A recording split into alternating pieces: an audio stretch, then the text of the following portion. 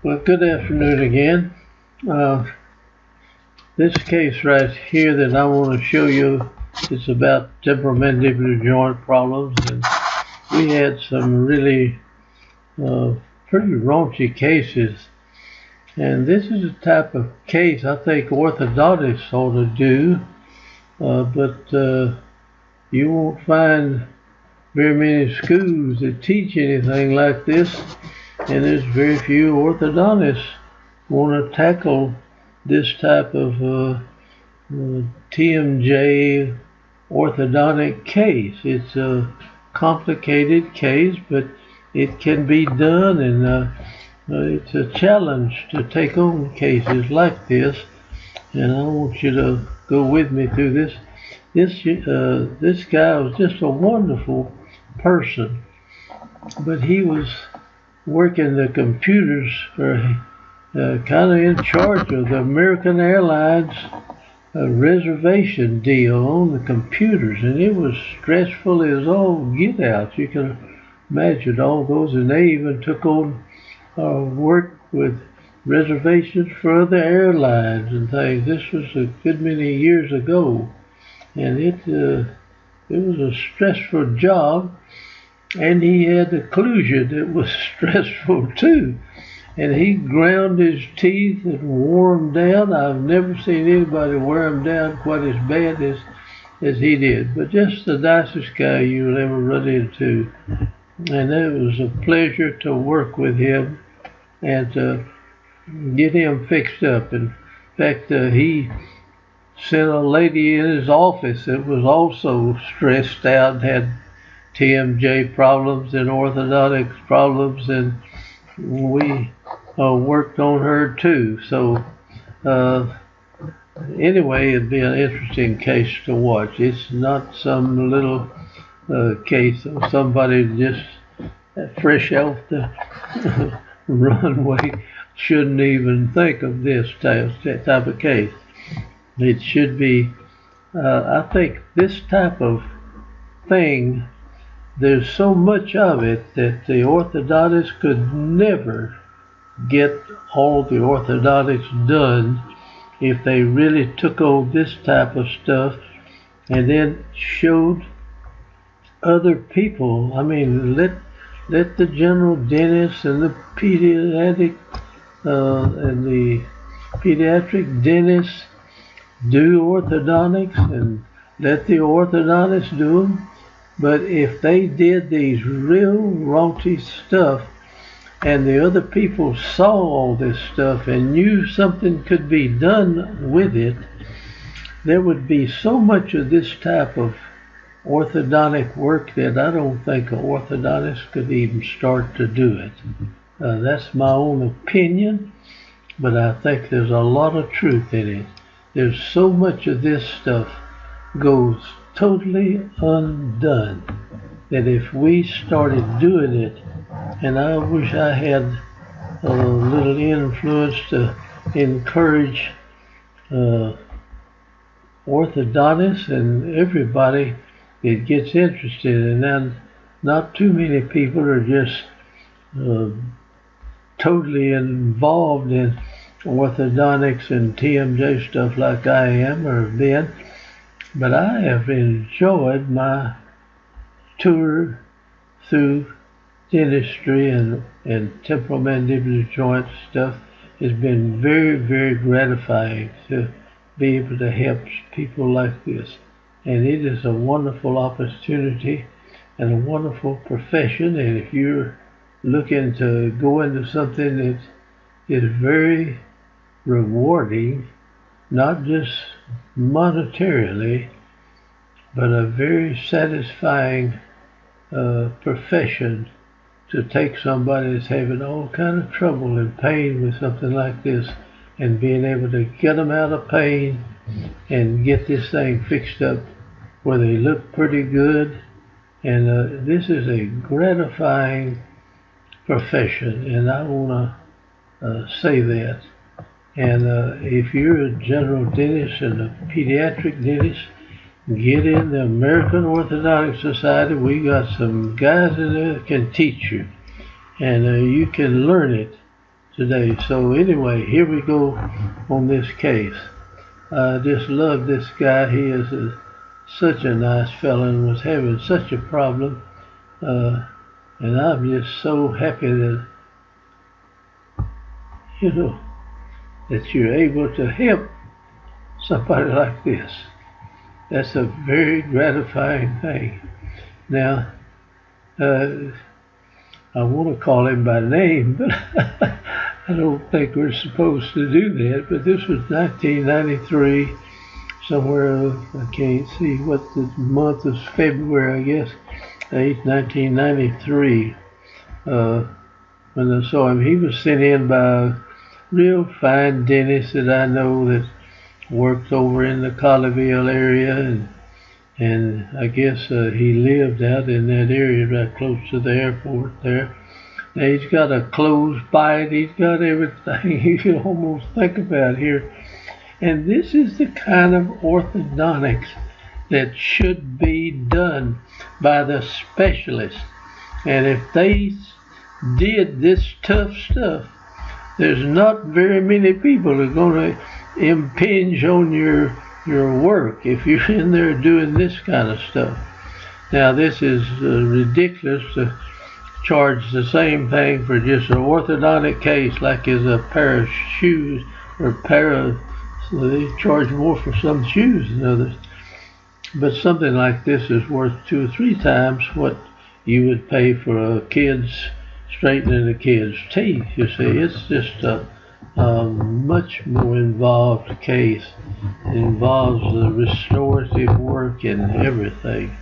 So I need to get on here. A lot of people quit watching it because it takes up too much of their precious time. They'd rather play golf or go to the ball game. All right, he's worn these front teeth down more than anybody I've ever seen. And that's a closed bite. And he's locked his jaw in finally, and he can't move his lower jaw, and the retrodiscal tissue is just suffering from that. And you got to free his jaw up, and that gives that a lot of relief. But then he's under all this stress, so we have to get some way or another he can get out from under some of the stressful stuff that his job brings him into. All right, the shape of the upper arch, it goes down, and the lower front teeth fit against these porcelain jacketed crowns that he's got. And this is porcelain up here, and it's just like a doggone wet rock, you see. And watch what it did to the lower front teeth that he had. Now here are the lower front teeth, and this is when we started, and that was March of 93 apparently, and he ground the whole front off of his lower front teeth with those upper front teeth. This is crowded out. You'd think you don't have room for it. You have plenty of room when you open the bite. Right here, you'll have plenty of room to line these teeth up. Just watch it. Now you need to have a little orthodontics under your belt before you jump on something like this. I'm worse than the orthodontist. Now there's no sense in somebody just learning how to do it, taking on a case like this. You just burn yourself.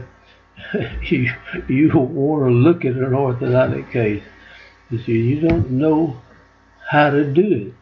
But if you know how to do it, it's not all that simple. Or if you have a little innovation to figure out what you can do, it works too. So you got to start somewhere.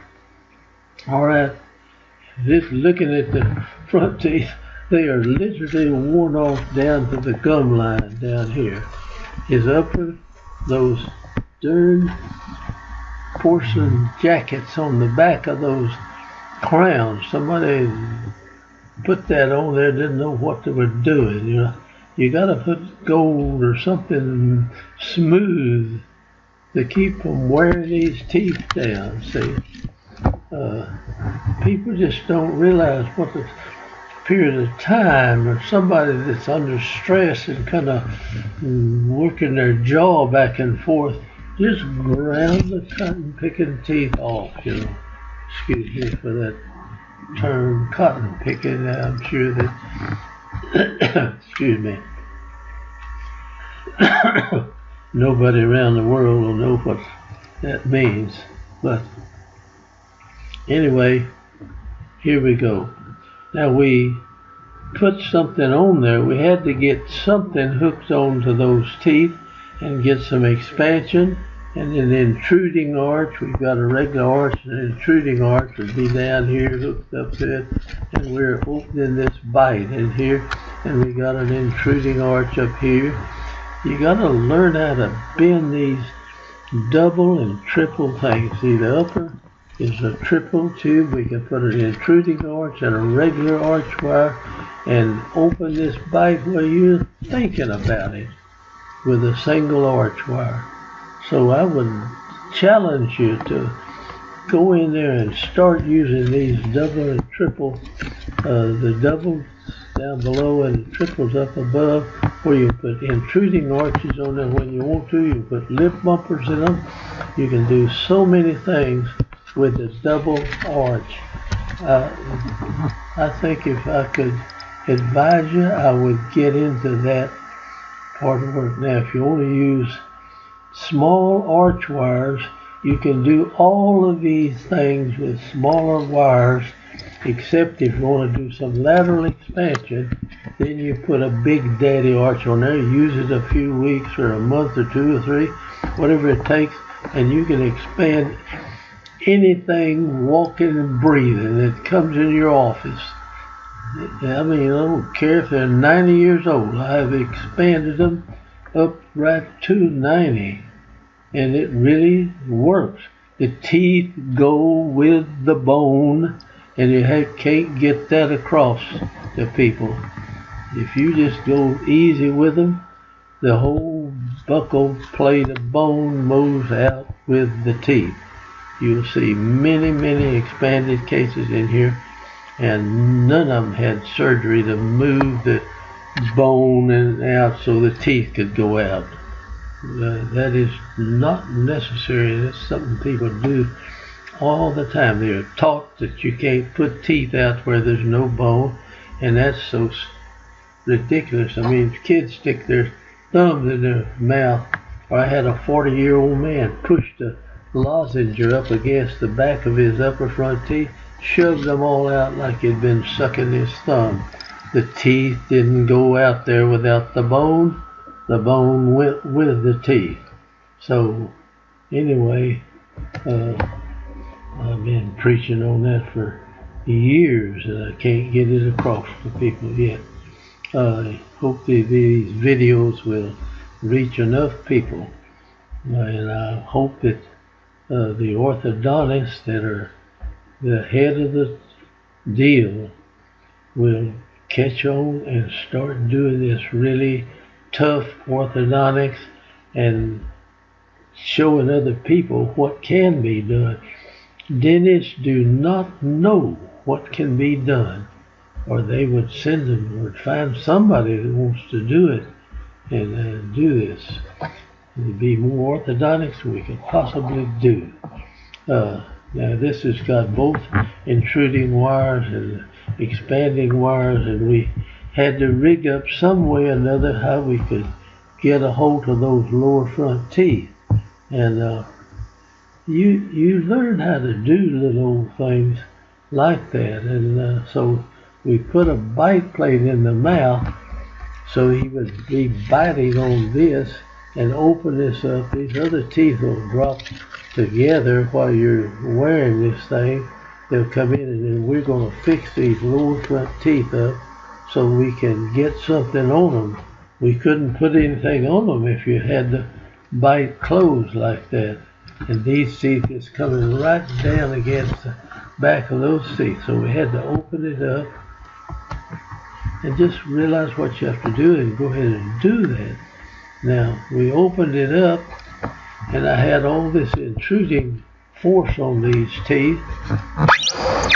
Now, it still looks like 93 here, 12 of 93. We have opened this guy's bite, and these teeth are way down here, and I have bands put on the teeth and filled with cement or filled with acrylic, and then I hooked up the arch wire to these brackets in these bands right here. And now these things are wide open here, and when we started you couldn't even see them. These teeth were down here somewhere.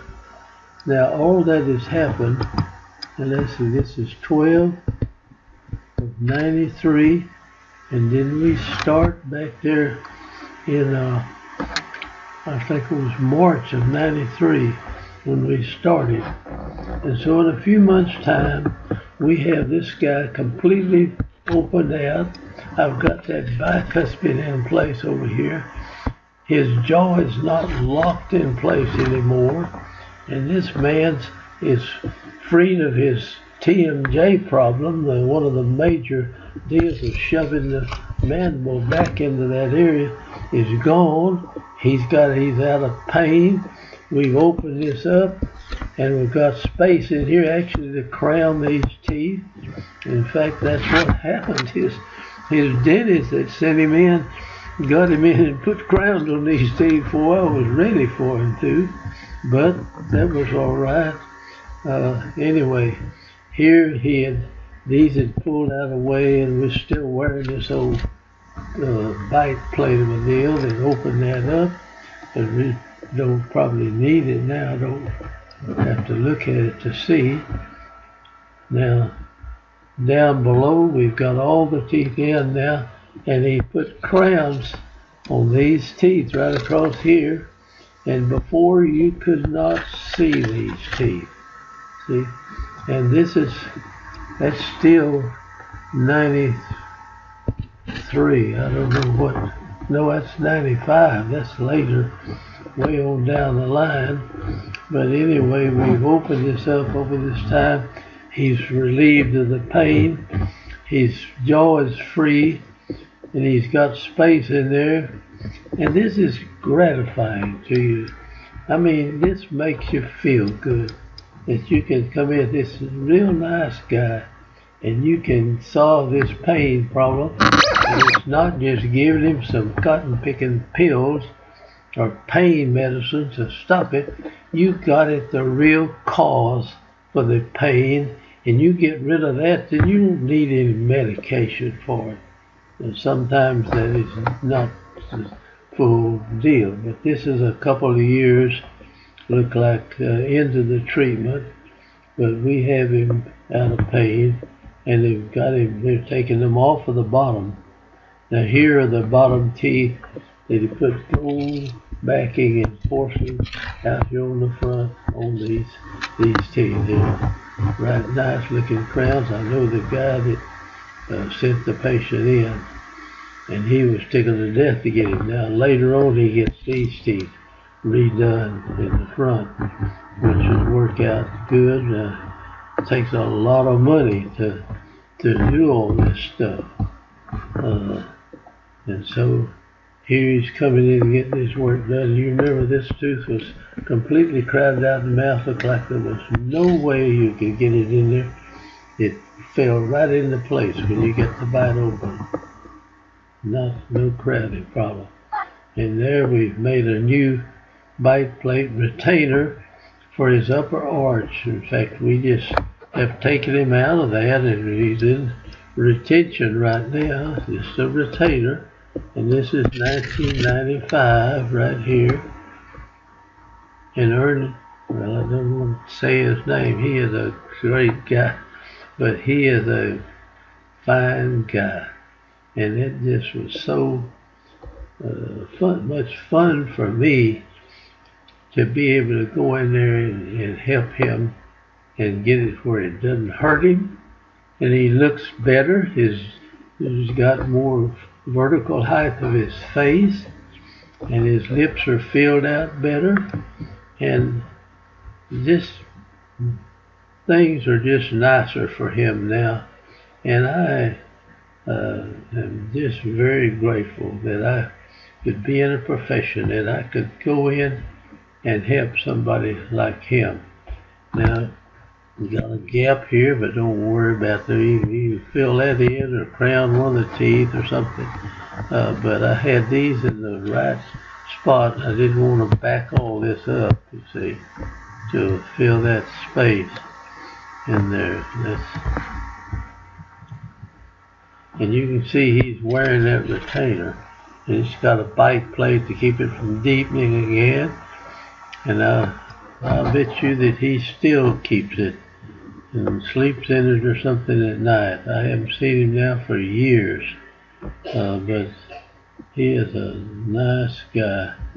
And I am so happy that we could come in there and do something to help him.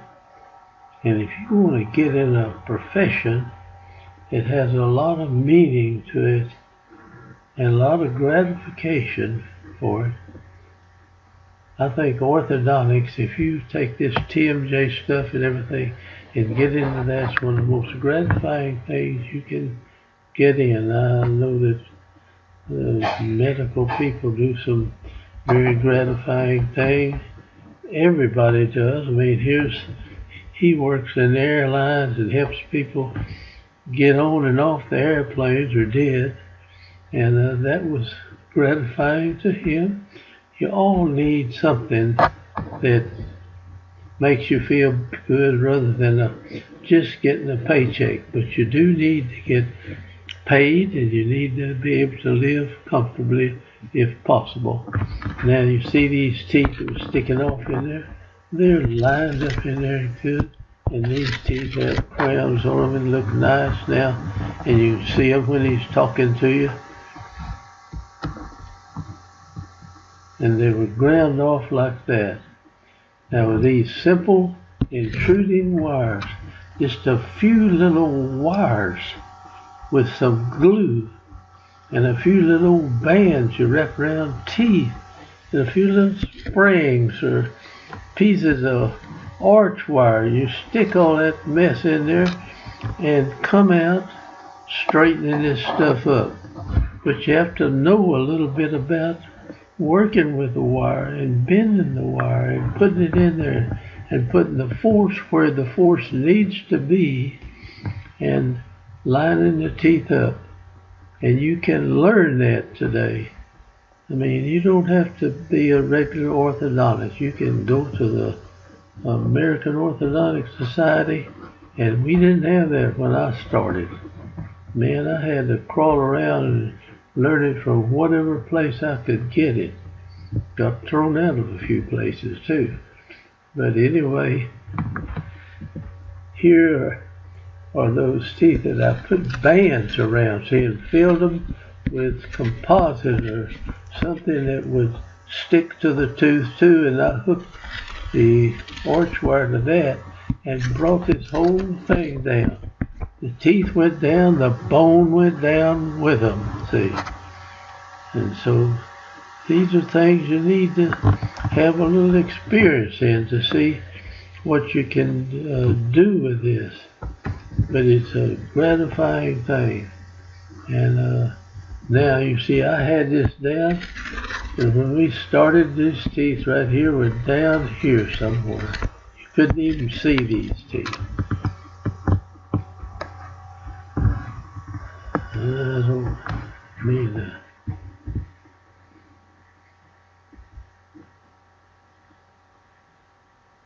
Now, I'm not just a general dentist, and I wanted to be after I got in this a long way, I could have got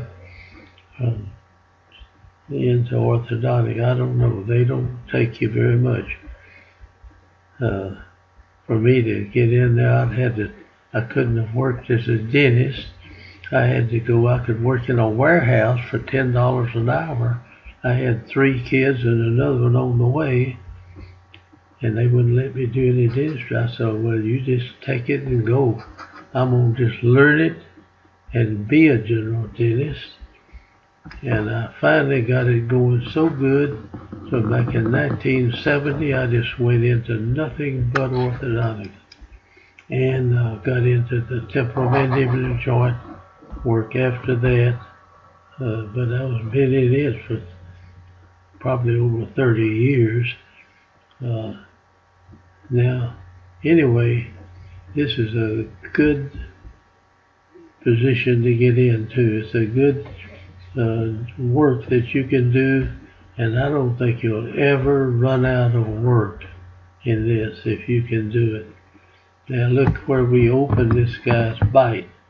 Now, that's not the most beautiful stuff in the world, but he comes back and fixes these teeth real up nice, and I think they sculptured the gingival tissue and can fix him up good. So anyway, hope you see this and get encouraged that you can do this type of stuff if you just get out there and do it.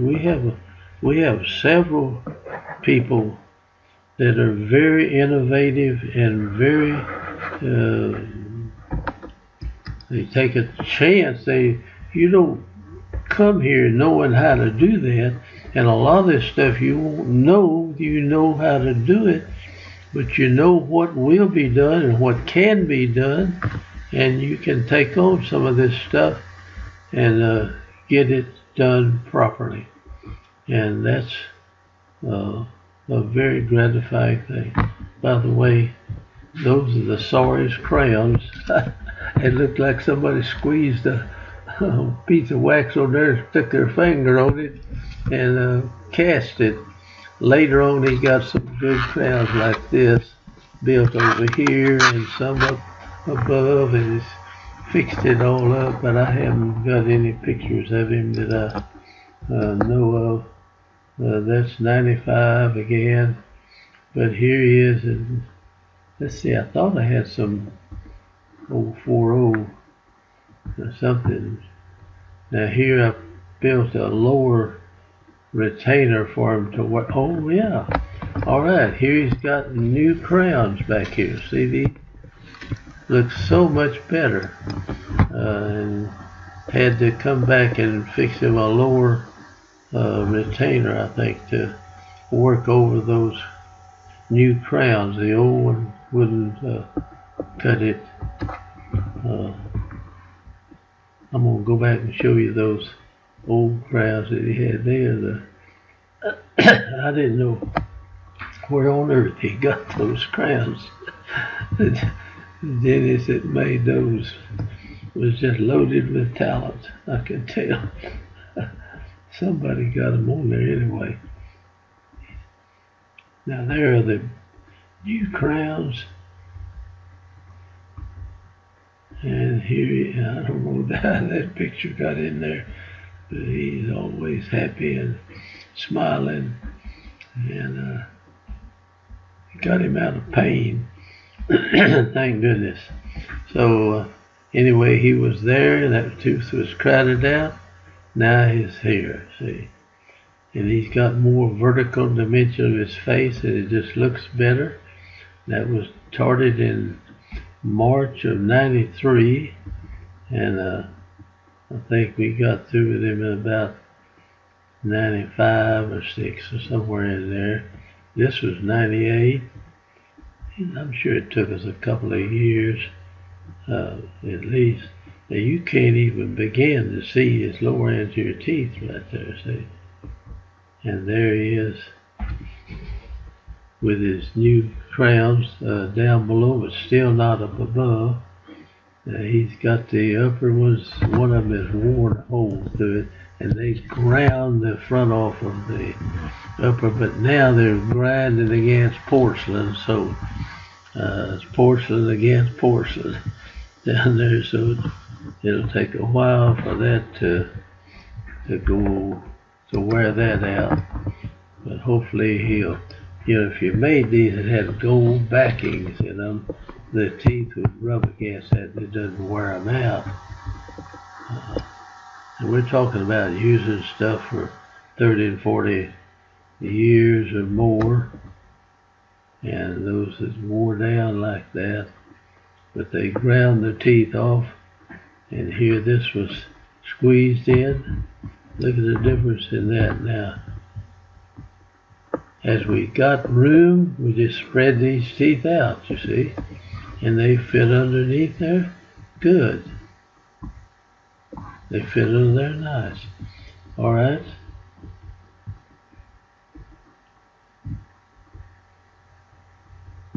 Now that's the end of the line right here. So we're going to go back and look at some of these cases. I may have to. I think that's the end. That's the end of it. So I'm going to close it down.